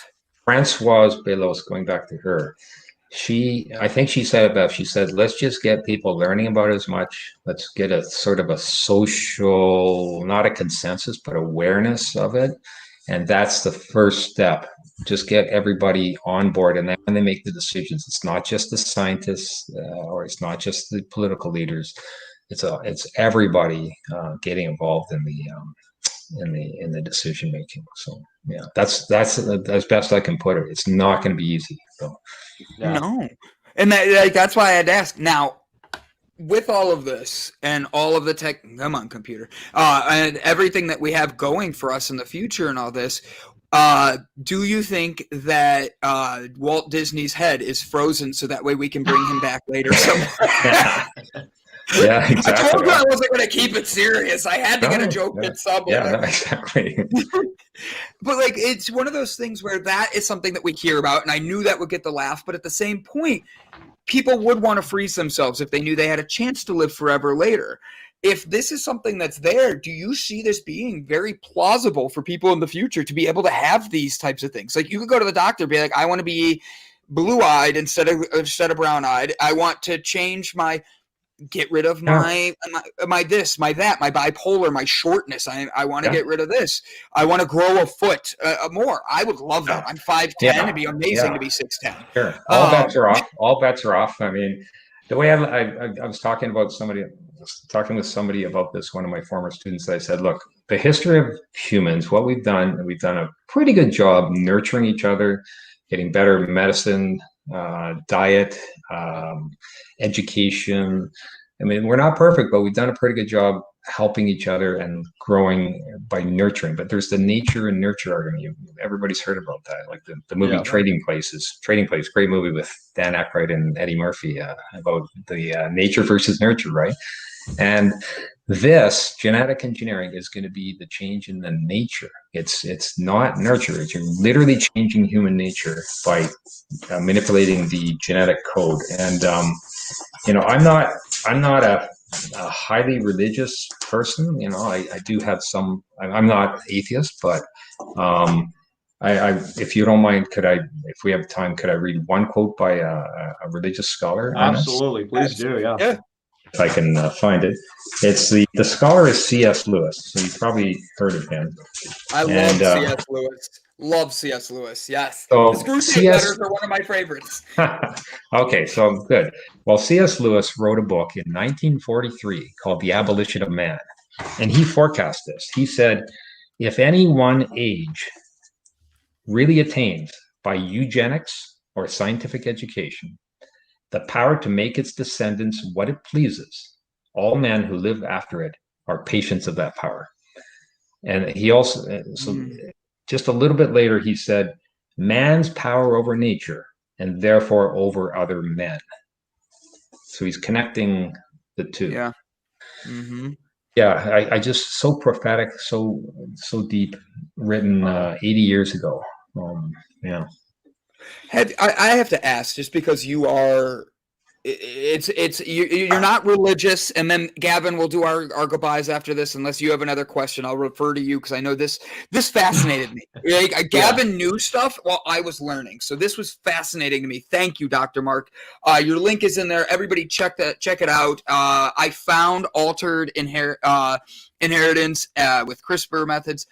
Because I don't want to mess up your stuff, your book is going to stay on there, and I will put that in afterwards when I upload this on YouTube and everything so people can find the link. But the future has a lot of things coming and a lot of things to do, to adapt to and change. How would you recommend people be able to put, I want to say, boundaries into protecting themselves through this and making sure that they're not doing something that just follows the line of fish? They're not just a sheep. They're doing their best, because you've thought about this and you've looked into these things and talked about this. And while, yes, it's dark at points, there's very positives as well. So it's a very hard discussion. How do you create that balance? I just implore people to learn as much as they can. Don't stay positive. Stay positive. I'm generally a positive person. If I could go back to more religious scholar, Teilhard de Chardin. I don't know if you know him. He was a Jesuit philosopher. He wrote even earlier than Lewis. He said mankind, let's call it humankind, is going from, he called it point alpha to point omega. And point omega, he predicted, would be a noosphere. Noosphere is like a knowledge sphere where we all share things, almost like the internet, but really, like, he was so prophetic then too. And he was very positive. He thinks mankind will progress. It's a shared knowledge, shared experience, and it's an upward progression. Very, very positive. So I throw that out there too. It's just be positive. You did great. Yeah, I love it. Have you? All right, one last thing. Napoleon Hill. You know that name. Have you read Outwitting the Devil? No. So it's his newest one, and I think you in particular would love it. It came out in 2016, but it was locked in the family safe for years because he wrote Think and Grow Rich back in 1911. I think it was 1912, and he actually wrote Outwitting the Devil before that. And his family, he didn't get it released. He didn't do anything. His family said it was just not something that should be out there. It's not a book that people need to know about, but it is a fascinating book, and it deals with like what you're just talking about and how to outwit the devil with inside yourself and being positive. I recommend that book a lot, but it's one of these things where it fit perfectly with what we're talking about and what the philosophy for the future. I'll check that out, and I'll also check out your Amazon, The Upload Show. I read and I watch a couple TV shows, and if a TV show can get me, I like to let people know, and especially when it relates. So Gavin, if you have no more questions, I'll take us into the final goodbyes. Yeah, go right ahead. I know you, like, I'm watching his face, and I know Gavin so well now. He's like sitting on the edge of his chair, smiling, like, yeah, can we just be friends after this and hang out? Like, for real, I'm loving watching that. But one thing we do on here is we give inspiration at the end for everybody. We tell everybody something that's like, every day we have to find it inside me, inside Gavin, to inspire people to get through their day and find their best them. So I will go first, Gavin will go next, and then you get to go last, so you see how it's done. And that way we end the show on a positive note for everybody to keep their day going on that upward trajectory and keep smiling and loving one another. So without further ado, ladies and gentlemen, thank you guys for tuning in today. My name is Brandon Croucher, CEO of Delight Cafe CBD. I'm also very honored to have the audience we had today, and more than anything, the conversation with Dr. Mark. Learning new things is essential, because if you stay still and stagnant, guess what? You have no growth. Do yourself a favor, get out of your comfort zone today, get out of what you think is easiest way to get through things, and challenge yourself. Go find something new, because personally, I'm going to go buy Dr. Mark's book after this on Amazon and ask Gavin a billion questions, apparently, because I'm learning a lot here.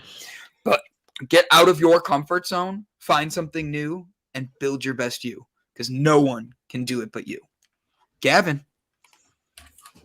Yeah. So, oh my God. First off, I'd like to say thank you, Doc, for being on today. This has been by far my favorite episode that we have done. And this is, I want to say probably, this is like the second week officially or second or third week that we have been doing this show, but we recently redid everything. We had a bit over 100 episodes from a previous show that we did that was essentially the same thing. We just did a rebranding here. So with all the 150 plus shows that we've done, this by far has been my favorite. Great. Yeah. What I want to talk about really quick is that what is going on in the world. While the book that he has written is fiction, a lot of the topics in it and a lot of things going on are nonfiction things and happening in real life. And technology, the way that it is progressing right now, is exponential, which means that as it is increasing, it is increasing faster than it was before. And it will continue that to the point where right now the way that we started, if you were taking notes from the last 100 years, we started off being kind of mouthy and we could throw a punch, but pretty much harmless, to being able to go to the moon and also have the weaponry to destroy the world tenfold. That is insane to think about. So to try to predict what is going to happen in the next 10, 5, the next year is really difficult to be able to do. And Brandon asked earlier, how are we able to set boundaries for ourselves? And I think that Doc did a great job of explaining that, which is research and study.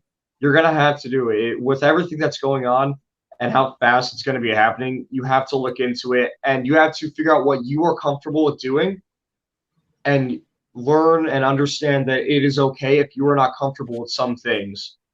And then also understand that it is okay for other people to be comfortable with some things. If you're not comfortable with if they end up doing it, having a chip in your head that'll read all your vital signs and everything and tell you and be able to do a full diagnosis of what's going on in your body and tell you on your phone, if you're not comfortable with that, don't do it. It's okay.